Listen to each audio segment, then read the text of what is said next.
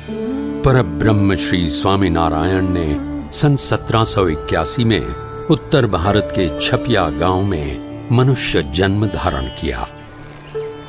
छपिया और अयोध्या की भूमि को दिव्य बाल चरित्रों से पावन करके वे नीलकंठ वर्णी के रूप में निकल पड़े अपने मौलिक दर्शन से विश्व के असंख्य जीवों का कल्याण करने हेतु एक कल्याण यात्रा पर।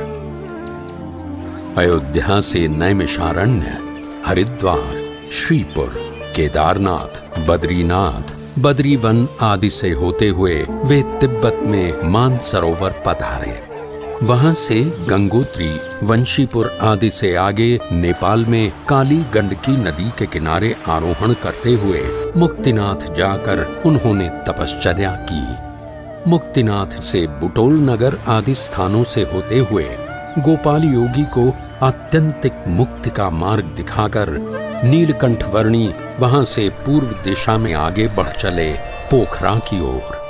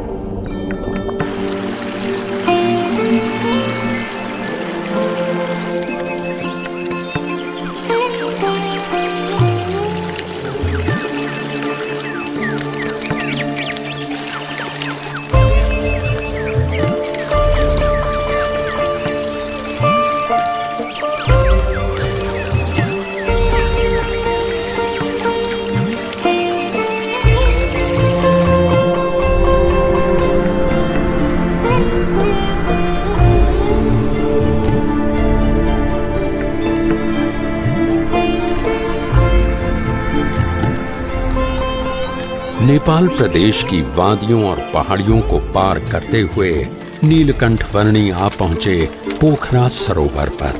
नरतनु है नैया केवट हरि नाम, संतन संग प्रभु भजो मिले परम धाम।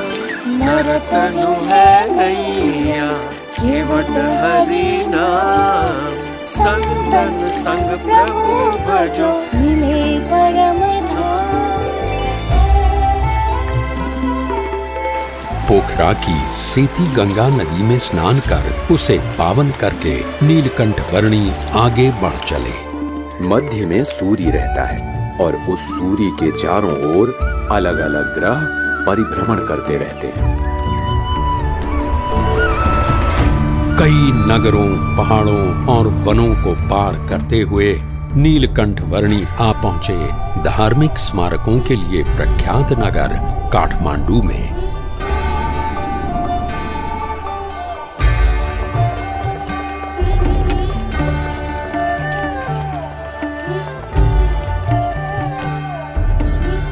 काठमांडू में नीलकंठ वर्णी ने पशुपतिनाथ मंदिर के दर्शन किए और वे बागमती नदी के घाट पर भी पधारे।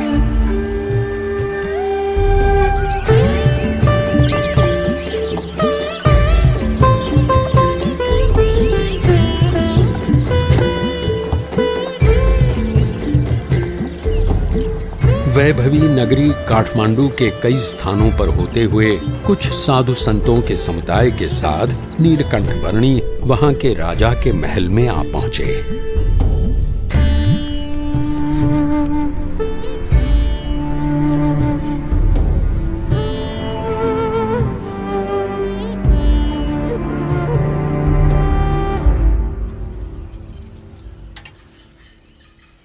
यहाँ उपस्थित सभी लोग ध्यान से सुनिए।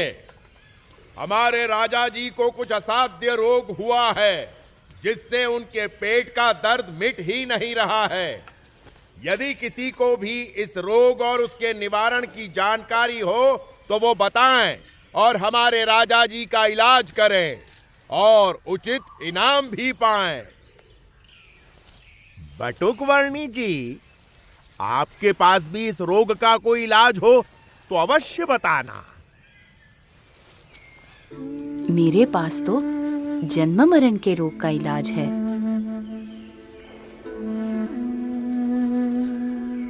सोच समझकर बोलना बालक।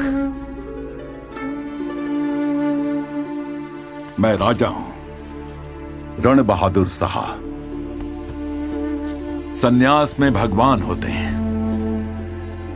ये सोचकर मैं साधु संतों और सन्यासियों को मेरे रोग का इलाज करने के लिए बुलाता हूं, और मेरा इलाज करने की बात करके जो इलाज नहीं कर पाता, ऐसे हर एक हकीम, वैद्य, साधु, संत, सन्यासी सबको मैं जीवन भर के लिए बंदी बनाकर सजा देता हूं।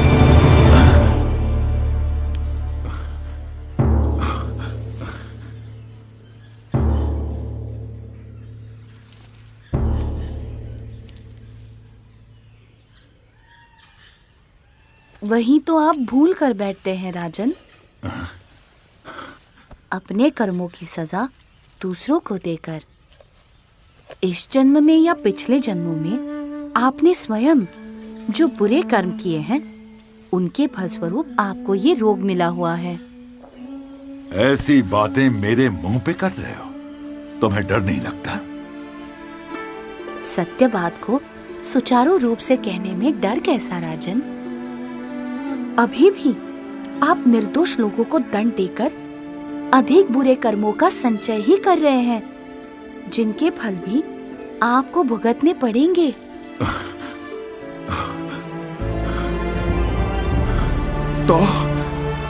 तो मैं क्या करूं? कैसे छुटकारा पाऊं इन सब से?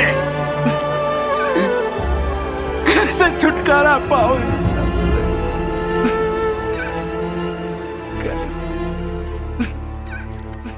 जो भी दुख आए उसे अपना प्रारब्ध और अपने कर्मों का फल समझकर और परमात्मा की इच्छा समझकर अपना लो। अपनी भूलों का पश्चाताप करके और परमात्मा को प्रार्थना करके प्रायश्चित करने से दुख का निवारण हो सकता है। परमात्मा को तो मैं नहीं जानता, पर मैं आपसे प्रार्थना करता हूं कि आप मुझे इन दुखों से उबारिए। आप जो कहेंगे वो मैं करूंगा।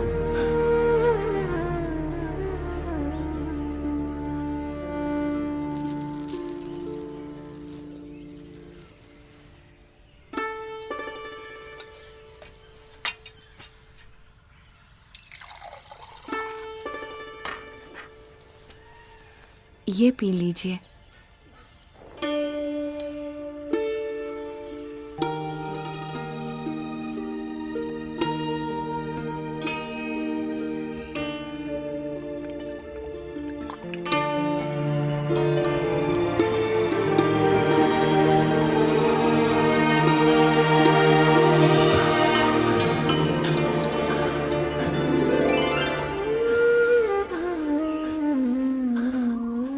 ऐसी राहत की अनुभूति मुझे आज तक नहीं हुई प्रभु।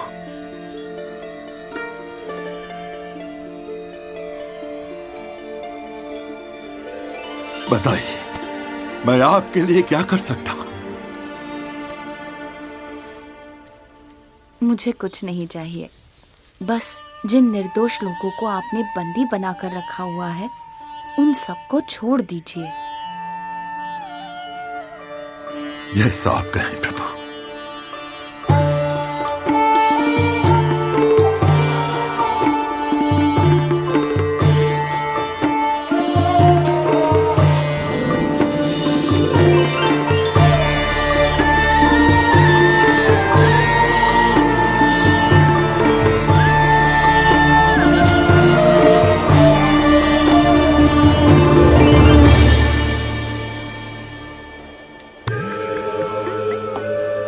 काठमांडू से आगे उत्तरी नेपाल प्रदेश में यात्रा करते हुए नीलकंठ वर्णी ने तिब्बत प्रदेश एवं चीन प्रदेश की ओर दृष्टि की और वहां से पूर्व दिशा में आगे बढ़ते हुए वे वराह तीर्थ आ पहुंचे। जीवन भर सदाचार पूर्वक सेवा के अच्छे कार्य करते रहना वह अच्छी बात है, परंतु वह आत्यंतिक मोक्ष के लिए पर्याप्त नहीं है।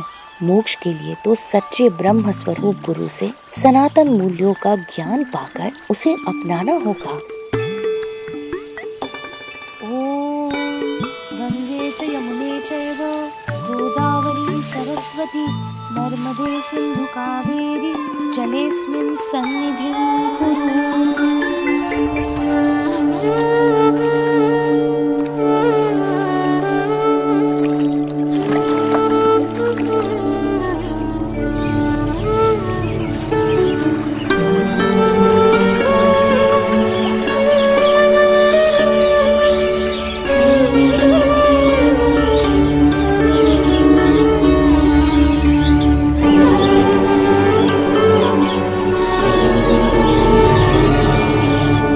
अपनी कल्याण यात्रा से नेपाल प्रदेश को पावन करने के पश्चात नीलकंठ वर्णी उत्तर पूर्वी भारत के असम प्रदेश में सिरपुर, परशुराम कुंड आदि स्थानों में पधारे और वहां से आगे असम प्रदेश में नीलकंठ वर्णी के स्वागत के लिए मानो ब्रह्मपुत्र नदी के नीर तत्पर थे।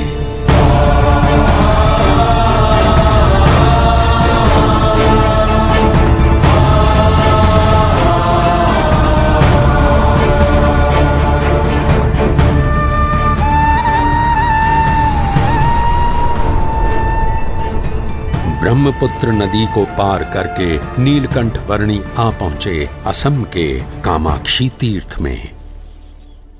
इस दुर्लभ मनुष्य जन्म का ध्येय है परम सत्य की प्राप्ति।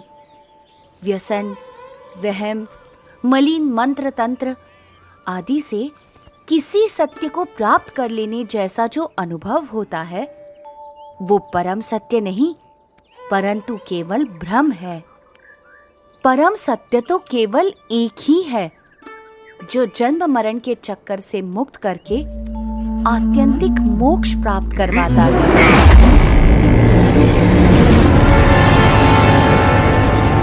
ए बच्चे, क्या सुख दुख की बातें बना रहा है तू?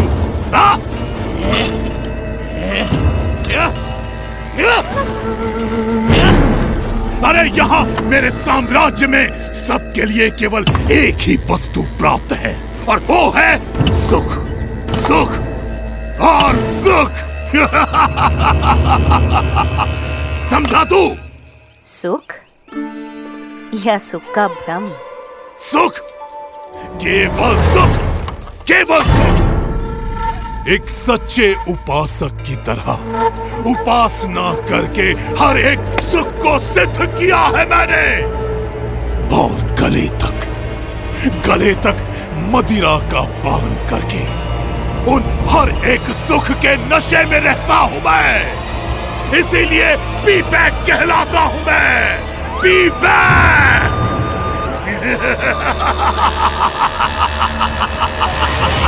P back. अपने प्रपंच से लोगों को डरा धमकाकर स्वयं सुखी रहना वो सिद्धि नहीं परंतु विकृति है विवेक। अपनी सिद्धियों का उपयोग सबके सुख के लिए करना चाहिए, दुख के लिए नहीं। अरे वाह, ये छोटे गुरुजी तो ज्ञानोपदेश भी देते हैं। महाज्ञानी है गुरुजी। पर अभी गुरुजी को पता चल जाएगा कि मेरी शक्तियों के सामने उनका ज्ञान कैसे हवा में फुर्र हो जाता है।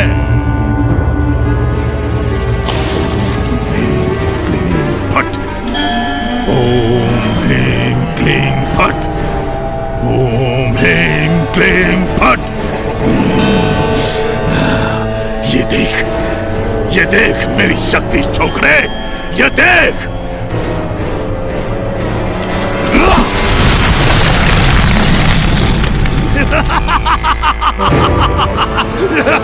देखा?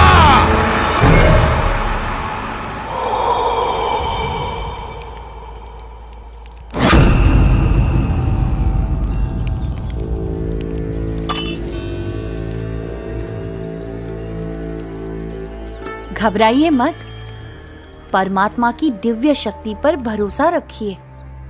उनका दृढ़ आश्रय रखिए, तो इसकी मलिन विद्या की शक्ति अपने आप असमर्थ हो जाएगी, आपको कुछ भी नहीं कर पाएगी। ए छोकरे, मेरे शिष्यों को मेरे ही विरुद्ध भड़का रहा है तू? भड़का नहीं रहा हूं, पर जगा रहा हूं, क्योंकि इस बेचारे वृक्ष की तरह ये सब भी निर्दोष हैं। अरे, तू उनकी छोड़ और अपनी सोच। तुम भी तो अपनी सोचो पिबेक। दूसरों के विनाश से स्वयं का विकास करने पर तुले हो तुम। ऐसे भोले भाले लोगों को मूर्ख बनाते हुए तुम इतने अंध हो गए हो कि स्वयं को भी मूर्ख बनता हुआ देख नहीं पा रहे हो। जरा सोचो पिबेक, तुम सब मोह माया का त्याग कर निकल पड़े थे, वो किस लिए? और अब कैसे स्वयं ही मोह माया में अंध हो चुके हो? कुछ तो अंतर्दृष्टि करो पिबेक।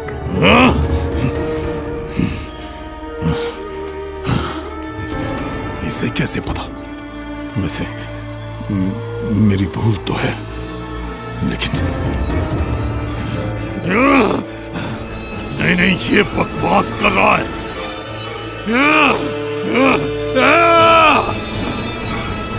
तू ऐसे नहीं समझेगा, अब तुझे मारना ही पड़ेगा।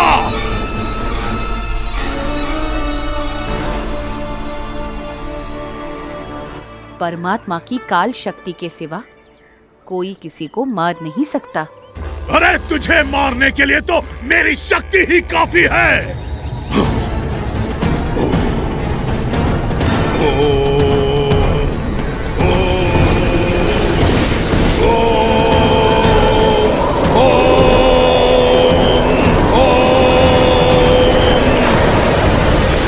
ये ले तेरी मृत्यु।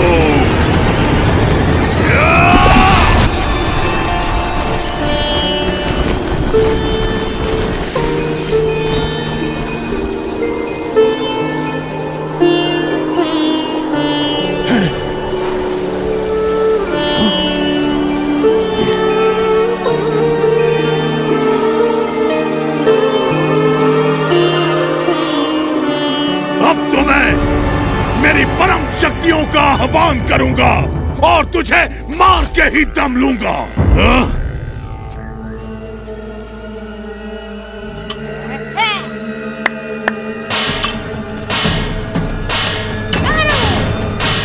शक्तियों को बुलाओ, शक्तियों को मारो, शक्तियों को बुलाओ।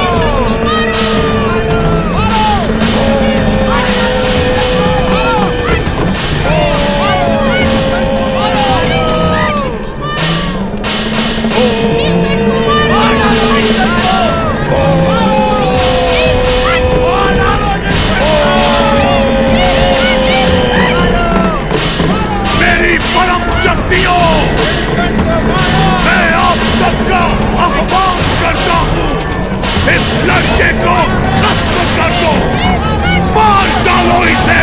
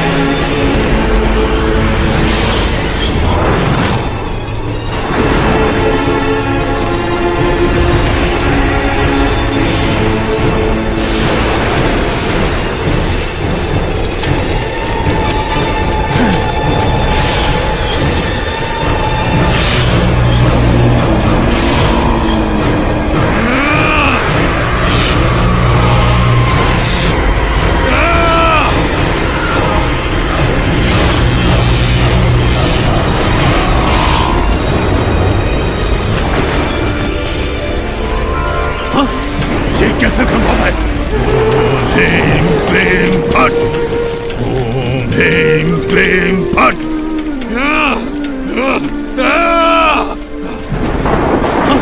ये कैसे संभव है? ये क्या हो रहा है? मेरी शक्तियां काम क्यों नहीं कर रही हैं? अरे अरे अगर यहां से नहीं हो रहा है तो वहां से मारो। अपनी सारी शक्ति लगा दो पर इसे खत्म कर दो। हाँ? ये कैसे संभव है? मेरी शक्ति एक छोकरे के सामने हाथ जोड़कर बैठ गई है। नहीं, बस संभाव, बस संभाव। पता नहीं क्यों, पर आज तो तू बच गया। पर कल मैं मेरी सभी शक्तियों को जागृत करके आऊंगा और तेरा नाश करके ही दम लूंगा। तुझे नहीं छोड़ूंगा मैं। छोकरे, कल तक का इंतजार और तेरा सर्वनाश।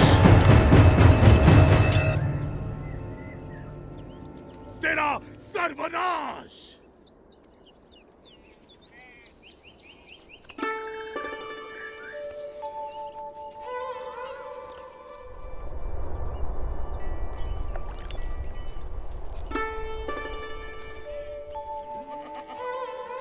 धर्म का आचरण छोड़कर अधर्म का आचरण करने के लिए बहाने तो 1000 मिल जाते हैं, पर यदि दृढ़ता से धर्म के मार्ग पर चलते रहेंगे तो माइक आकर्षणों पर गिरने से बच जाएंगे, अधर्म से बच जाएंगे। वरना तो मार्ग भी गलत और ध्येय भी गलत, और साधना ही गलत होगी तो साध्य कैसे योग्य मिलेगा? नीलकंठ वर्णी, नीलकंठ वर्णी, नीलकंठ वर्णी, नीलकंठ वर्णी, क्षमा कर दीजिए मुझे, मैंने बहुत बड़ी भूल की है। अरे पीबेक, गुरुदेव, मुझे क्षमा कर दीजिए गुरुदेव, और मुझे अपना शिष्य स्वीकार कर लीजिए। कल रात को मैंने मेरे सभी आराध्यों का फिर से आह्वान किया और उनसे कहा कि वे आपका नाश कर दें। तो उन्होंने तो मुझे ही बहुत मारा, पटक पटक कर धो दिया मुझे। और उन्होंने कहा कि आप तो सबके स्वामी, सर्वोपरि परमात्मा है। मुझे क्षमा कर दीजिए प्रभु, मुझे क्षमा कर दीजिए। सच्चे गुरु के बिना कोई भी साधक इधर उधर भटक ही जाता है। मैं भी भटक गया था। कोई बात नहीं विवेक, मार्ग से भटक जाने का अर्थ हमेशा ध्येय से भटक जाना ही नहीं होता। तुम्हारे पूर्व जन्मों की भूलों को तुम अज्ञान के कारण भूल गए हो, वैसे ही इस जन्म की भूलों को ज्ञान से भुला दो और अभी से एक अच्छे जीवन की शुरुआत कर दो।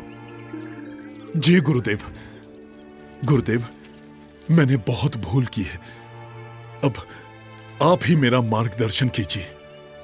जरूर विवेक, गुरु तो सही मार्ग दिखाने का प्रयास करता ही है, पर उस मार्ग पर चलना वो तो साधक का ही काम है। बस अब तुम एक सच्चे साधक को शोभा दे वैसा जीवन जियो। शुद्ध धर्म, शुद्ध आचरण, शुद्ध भक्ति भाव, यथार्थ ज्ञान आदि को अपनाकर परमात्मा की ओर कदम बढ़ाते चलो, तो वो भी तुम्हारी ओर आते चलेंगे। तुम्हारे पुराने संसार की रचना तुम ही ने की थी और तुम्हारे नए संसार की रचना भी तुम ही करो।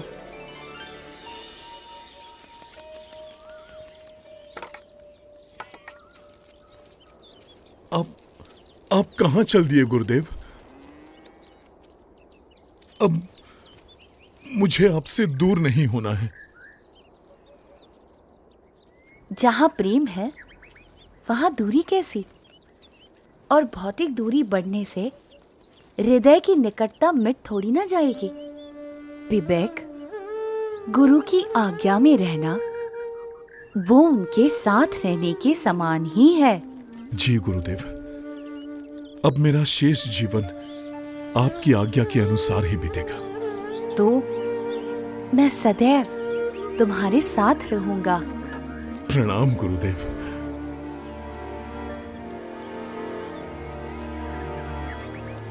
प्रणाम नीलकंठ वर्णी।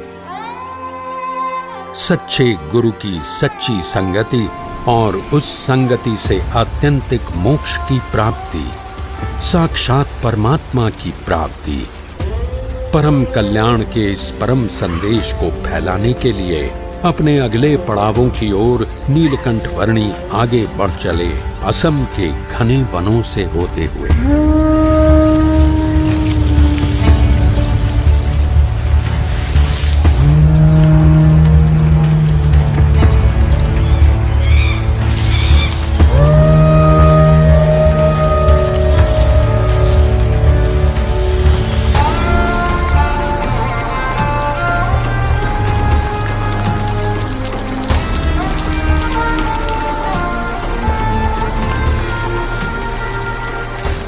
दक्षिणी असम के पर्वतीय प्रदेश को लांघते हुए चटगांव जिले के आसपास कहीं पर नीलकंठ वर्णी आ पहुंचे, एक दैवी अप्रकट सी नौलखा पर्वत की साधना भूमि पर।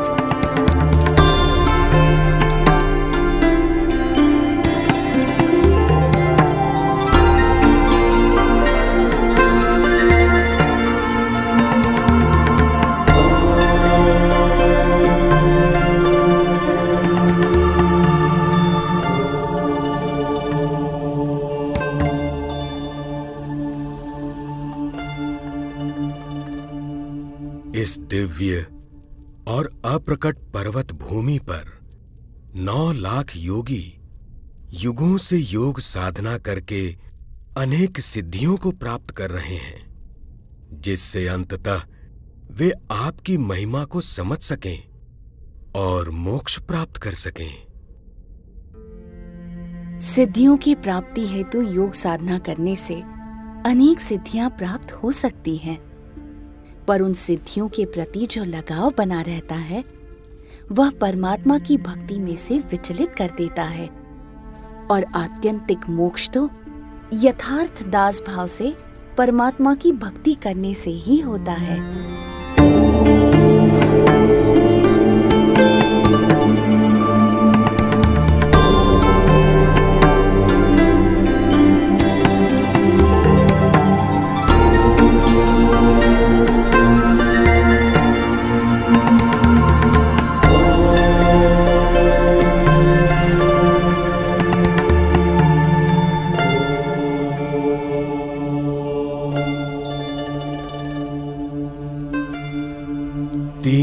के आपके प्रत्यक्ष योग से हमारा अज्ञान नाश हो रहा है।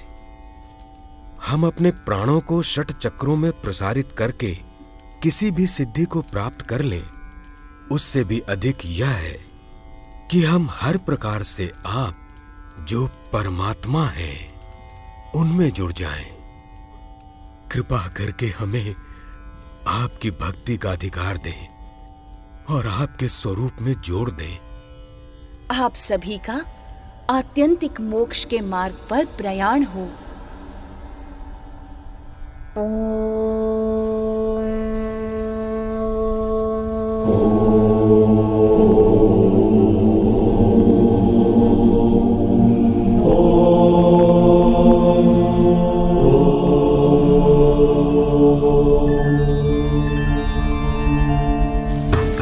नौलखा पर्वत के 9 लाख योगियों को कल्याण प्रदान करके अपनी कल्याण यात्रा को नीलकंठ वर्णी ने बंगाल प्रदेश में आगे बढ़ाया और बंगाल में बालवा कुंड आ पहुंचे। कुछ दिन बालवा कुंड प्रदेश में बिताकर नीलकंठ वर्णी ने अपनी कल्याण यात्रा को आगे बढ़ाया सुंदरवन के प्रदेश में।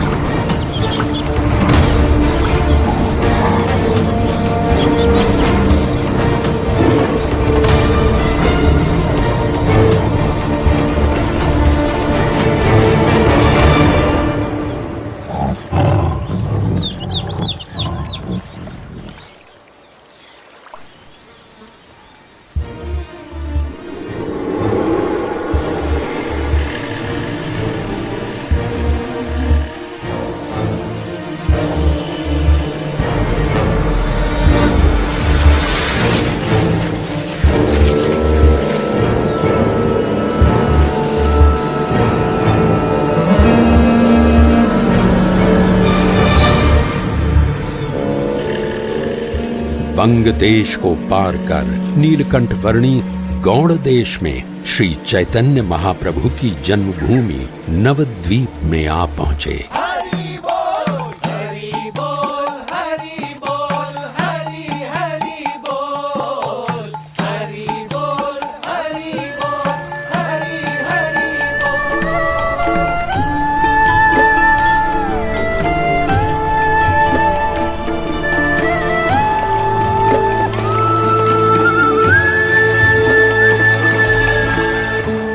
गंगा और सागर का जहां मिलन होता है, उस पवित्र तीर्थ गंगा सागर की ओर नीलकंठ वर्णी बढ़ चले।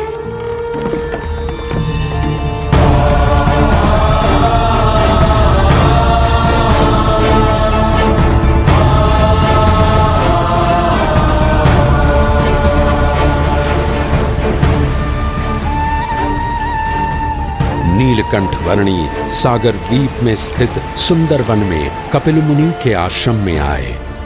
यहाँ कपिल मुनि द्वारा रचित सांख्य शास्त्र का समन्वय सनातन वैदिक धर्म के एक मौलिक दर्शन के साथ करने का जैसे उन्होंने संकल्प लिया और वहां से पूर्वी भारत के उड़ीसा प्रदेश में आ पहुंचे।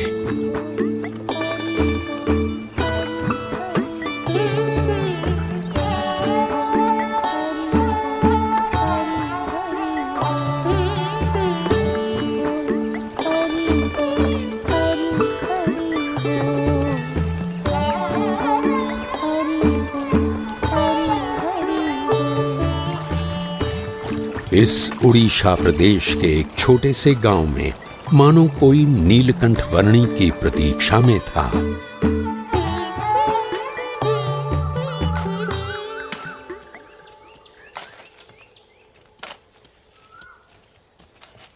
जयराम भैया, उन्होंने कहा कि संसार व्यवहार के सारे कर्तव्यों को निभाते हुए भी अपनी चित्त की वृत्ति भगवान में रखे रहोगे तो आपका गृहस्थाश्रम श्रेष्ठ होगा। यानी कि परिवार के सभी लोगों के साथ प्रेम भाव से रहो, अपनी हर कौटुंबिक और सामाजिक जिम्मेवारी को निष्ठापूर्वक निभाओ, परंतु उन सब की मोह माया में लिप्त ना रहते हुए केवल भगवान में ही आसक्ति रखो। ये सब बातें तुम्हें किसने सिखाई? बाल योगी नीलकंठ वर्णी ने पिताजी। वे सन्यासी बाबा के मंदिर में ऐसा उपदेश दे रहे थे। तो तुम दोनों उन्हें हमारे यहाँ लेकर क्यों नहीं आई? पर माँ, उन्होंने तो आँख उठाकर हमारी ओर देखा तक नहीं। तो हम उन्हें कैसे बुला लाते? क्या ऐसे पवित्र बाल ब्रह्मचारी हैं वो? चल जयराम, उन्हें हमारे घर पर ले आते हैं। चल चल।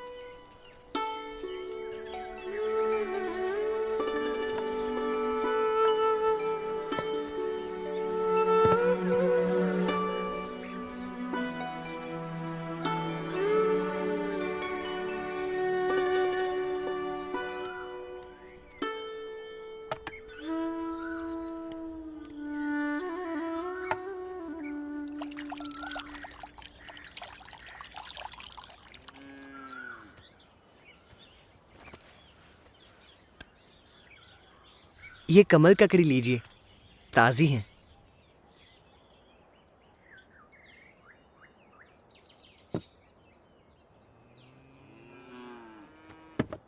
ये जयराम और मैं कृष्ण तंबोली, हम दोनों रोज ताजी कमल ककड़ी लाते हैं।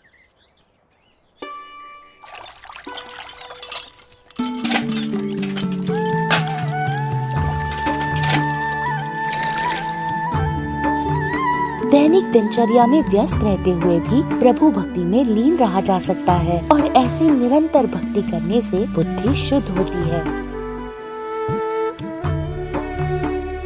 कलौ कीर्तनात्, कली युग में भजन भक्ति से भगवान का सानिध्य मिलता है।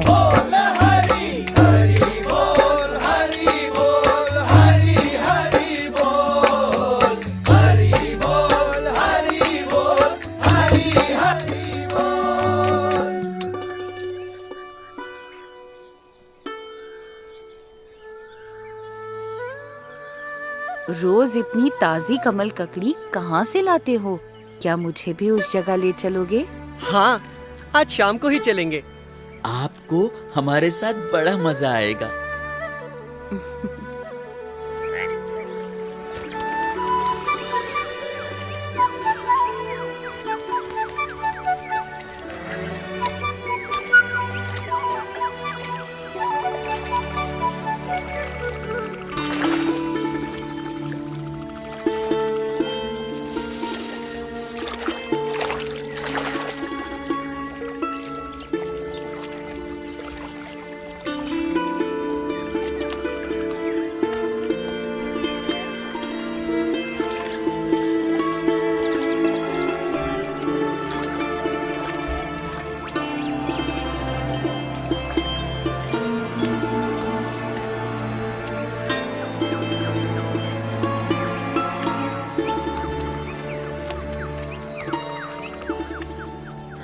चलो नौका विहार करके उस किनारे तक जाकर वापस आ जाते हैं।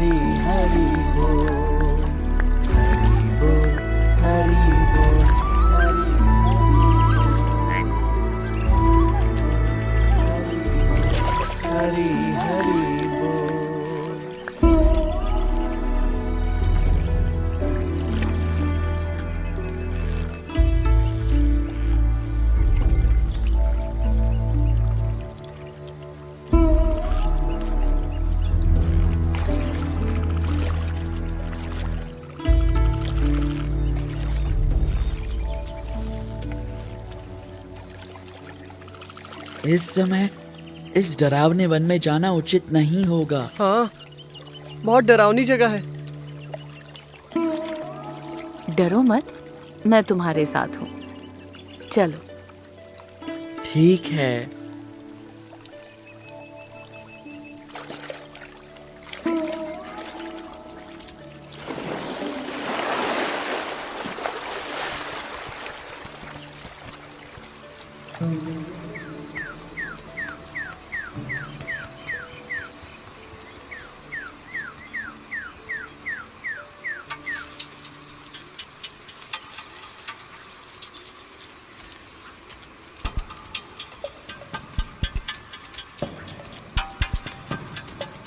समझ में नहीं आ रहा कि आप कर क्या रहे हैं नीलकंठ वर्णी, और हमें कहाँ ले जा रहे हैं।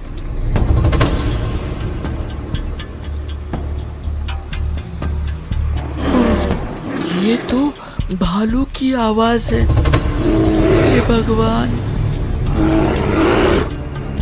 डरो मत, मैं हूं ना, चलते रहो। नीलकंठ, नीलकंठ वर्णी, ये भालू हमें मार डालेगा।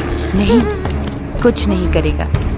शांत रहो, चिंता मत करो।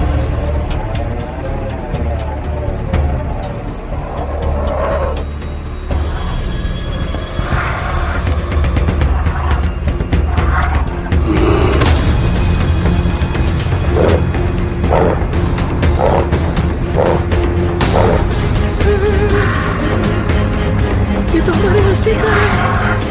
हे भगवान, ये भालू हमें मार डालेगा।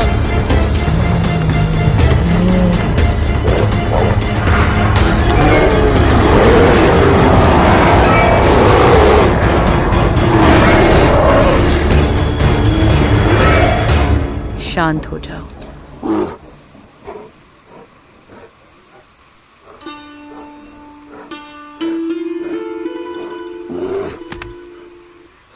हाँ? ये कैसे हो सकता है? हाँ? चिंतित मत रहो, तुम्हारा कल्याण अवश्य होगा। हाँ? हाँ? अब जाओ।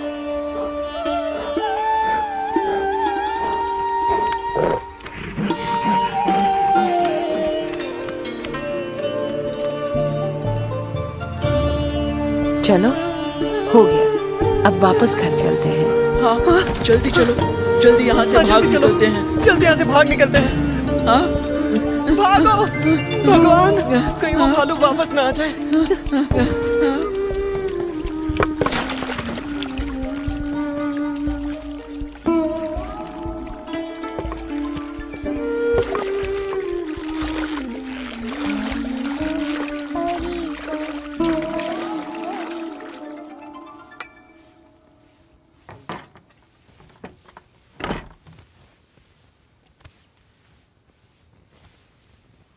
अच्छा, तो आपको पता था कि वो भालू वहां था? हाँ, भगवान के स्वरूप में संशय होने के कारण उसे मोक्ष नहीं मिला था और मोक्ष प्राप्ति के लिए बार बार इसी योनि में जन्म लेता रहता था। तो अब भालू का देह त्याग कर उसे मनुष्य जन्म मिलेगा। उसे मेरा योग होगा और उसका आत्यंतिक मोक्ष होगा। अच्छा, तो आप उस भालू का कल्याण करने के लिए यहाँ आए थे? हाँ, सबके कल्याण के लिए ही तो मेरी यात्रा है। तो फिर हमारा भी कल्याण जरूर करना प्रभु, करोगे ना? हाँ, आपकी मति शुभ है तो कल्याण होगा। मुझे तो पहले से लग रहा था कि आप कोई दिव्य प्रतिभा हैं। प्रणाम। कृपया जयराम को स्वीकार कर आपके साथ रख लीजिए, आपका दास बनाकर। जयराम दास।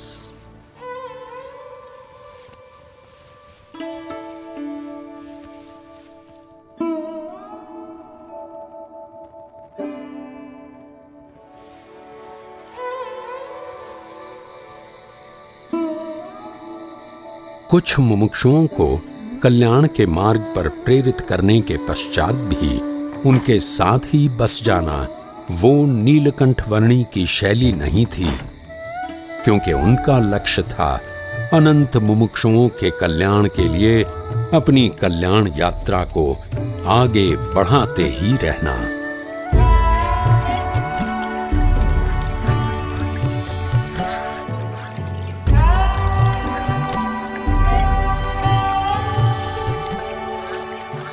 उड़ीसा प्रदेश में नीलकंठ वर्णी अपनी कल्याण यात्रा को आगे बढ़ाते रहे। मार्ग में सदा व्रतों से जो कुछ भी मिले उससे निर्वाह कर लेते हुए जो कोई भी मिल जाए उसके लिए परम कल्याण का मार्ग प्रशस्त करते हुए और निज स्वरूप के निजानंद में मग्न रहते हुए।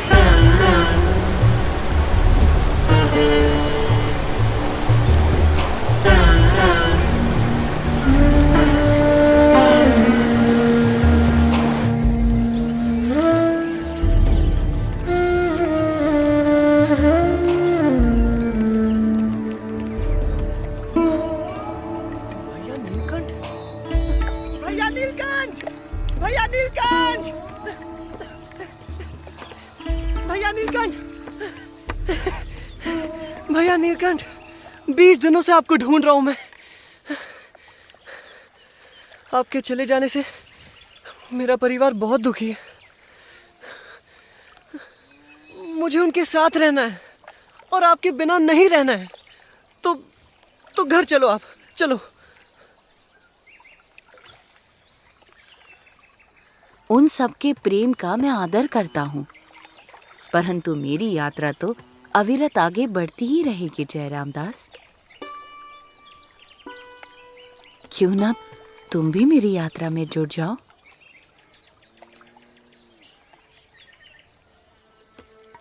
जयराम दास, मैं जानता हूं कि तुम पूर्व के मुमुक्षु जीव हो, इसीलिए कह रहा हूं कि संसार के नाशवंत और माइक संबंधों को छोड़ दो और उसे पकड़ लो जो माया से परे है।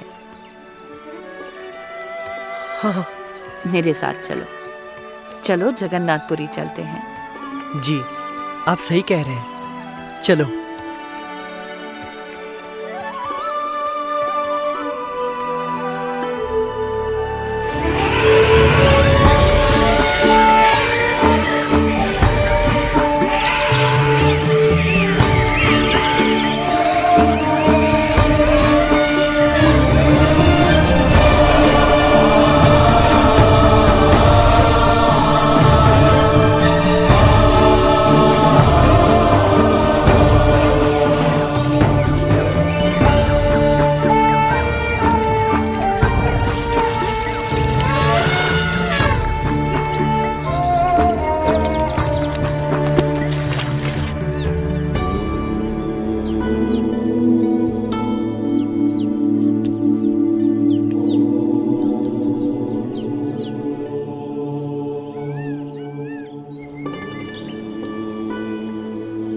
आ जाओ, जिसको भी भुवनेश्वर जाना है मेरी नाव में बैठकर जा सकता है। अरे भाई, नाव का किराया थोड़ा कम नहीं करूंगा, दूसरे के पास चले जाओ। ठीक है, तो फिर हम दूसरी नाव में भुवनेश्वर जाएंगे।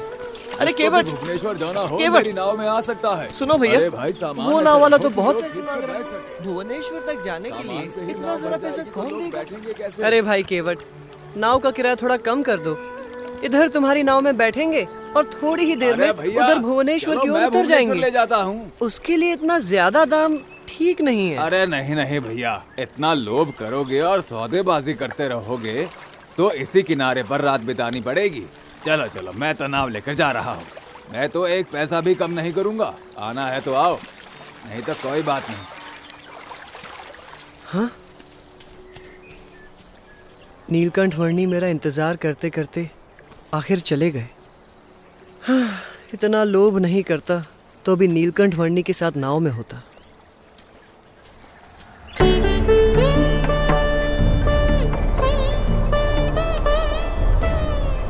उड़ीसा के भुवनेश्वर का लिंगराज मंदिर नीलकंठ वर्णी की यात्रा का अगला पड़ाव बना।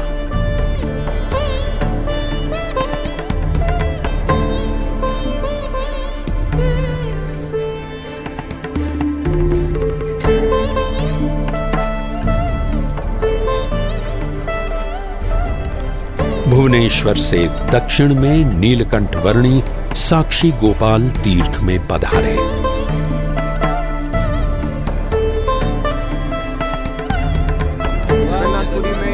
सबसे बढ़िया जगह रहने का प्रबंध हो जाता है। अपनी कल्याण यात्रा को आगे बढ़ाते हुए नीलकंठ वर्णी जगन्नाथपुरी आ पहुंचे। नमस्कार। इंद्रधुम्न सरोवर यहाँ पर है, आइए सामने स्नान कर लीजिए। प्रणाम। जगन्नाथपुरी में लगभग 10 महीनों के निवास की अवधि में नीलकंठ वर्णी 2 स्थानों पर कई बार जाते रहे। एक इंद्रद्युम्न सरोवर और दूसरा भगवान श्री जगन्नाथ जी का भव्य मंदिर।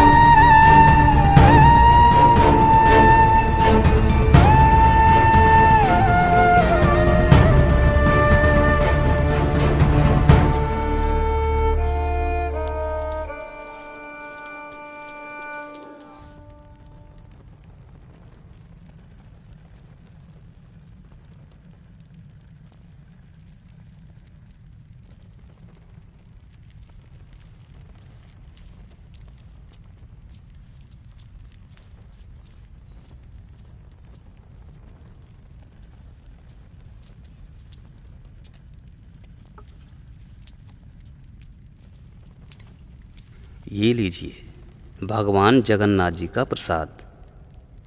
मैं आपको हर रोज ये प्रसाद दूंगा।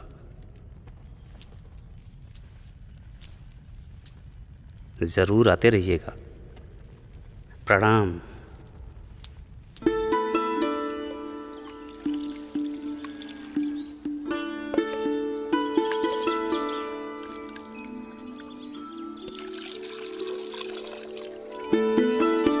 अरे भाई हटो हटो जरा। अरे नीलकंठ वर्णी, मुझे विश्वास था कि आप यहाँ जगन्नाथपुरी में मिल जाएंगे। उधर 2 पैसों के लोभ में मैं आपको खो बैठा। अब मैं आपसे नहीं बिछड़ूंगा।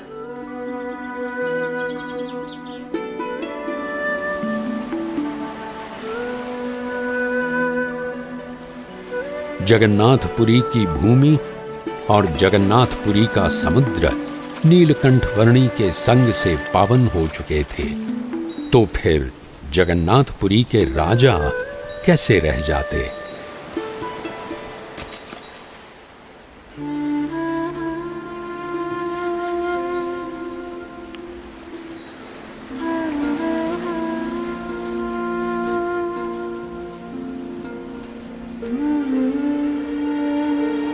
प्रणाम। प्रणाम।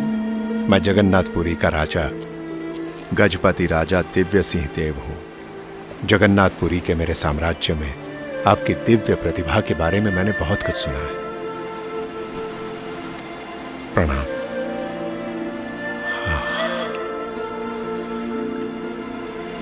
दिव्य, अति दिव्य।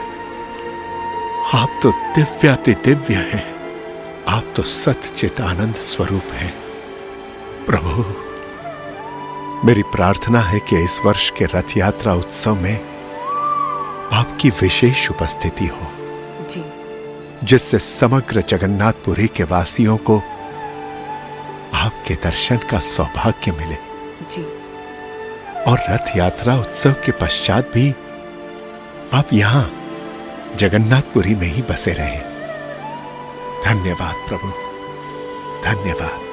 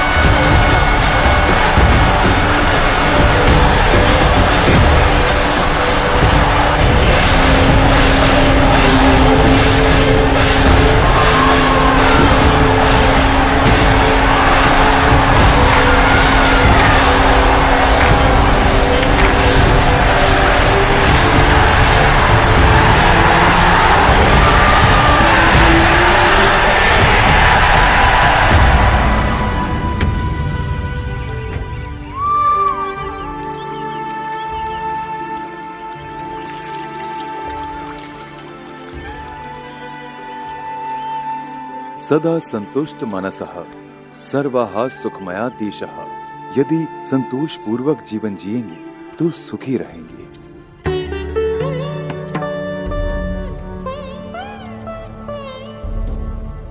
राजधर्म तो आपका लौकिक कर्तव्य है, पर आपके आत्म कल्याण के लिए आपको सनातन धर्म के मूल्यों को अपनाना पड़ेगा।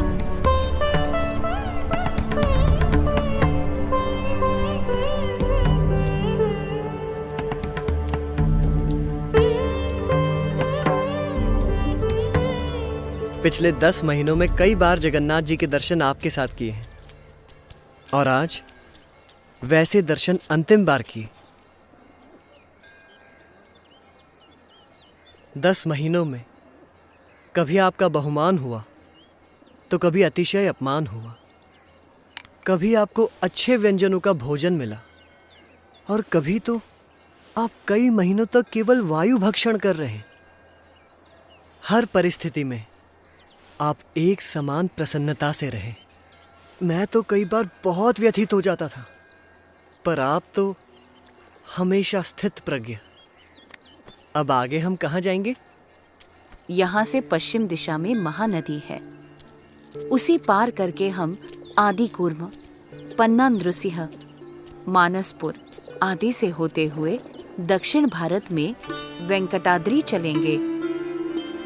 उड़ीसा प्रदेश को लांघते हुए नीलकंठ वर्णी ने अपनी कल्याण यात्रा को आगे बढ़ाया आंध्र प्रदेश में।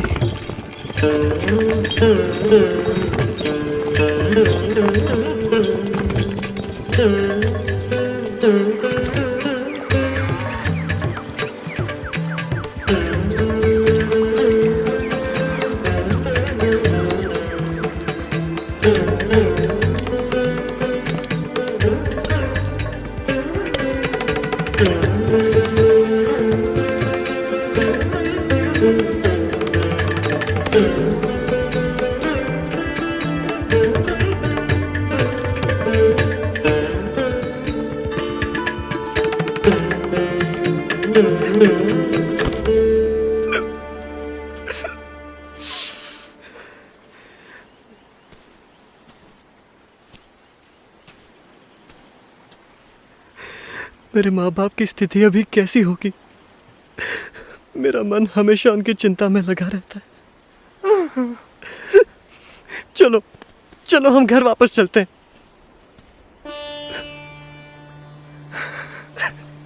तो फिर मुझे जाने दो। उनके देहांत तक मैं उनकी सेवा करूंगा और बाद में आपके पास आ जाऊंगा। कोई बात नहीं जयराम दास, तुम जा सकते हो। पर मुझे आपसे सन्मुख भी रहना है। उनके प्रति मेरा मोह मुझे आपसे दूर कर रहा है। मैं असफल हो रहा हूं।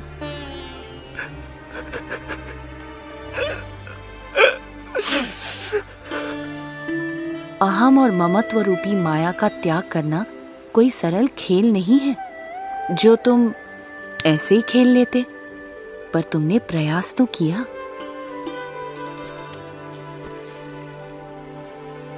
जी भैया। और हाँ, जब से तुम्हारे पिताजी ने तुम्हें मुझको सौंपा है, तब से तुम मेरे कहलाए हो। जी नीलकंठ। और जिसे एक बार मेरा संबंध हो जाता है और जो मेरा कहलाता है, उसे मैं छोड़ता नहीं हूँ और उसमें मैं तिल भर जितनी कसर भी रहने देता नहीं हूँ। तो चिंता मत करो। भविष्य में जब तुम्हें वैराग्य की वृत्ति जाग उठे, तब पश्चिम दिशा में गुजरात क्षेत्र में आकर मुझसे मिलना। मुझे तुम्हें साधु दीक्षा देकर तुमसे अच्छे कार्य करवाने हैं और तुम्हारा आत्यंतिक मोक्ष भी करना है।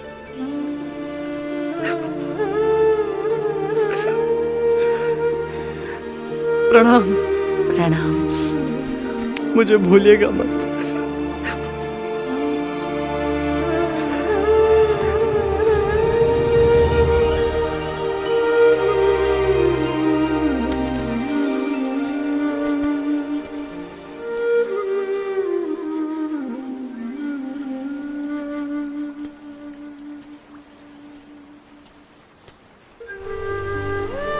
हताश हो या आशावान, निर्बल हो या बलवान, नास्तिक हो या श्रद्धावान, सभी का सर्वोत्तम कल्याण वही तो नीलकंठ वर्णी का ध्येय था।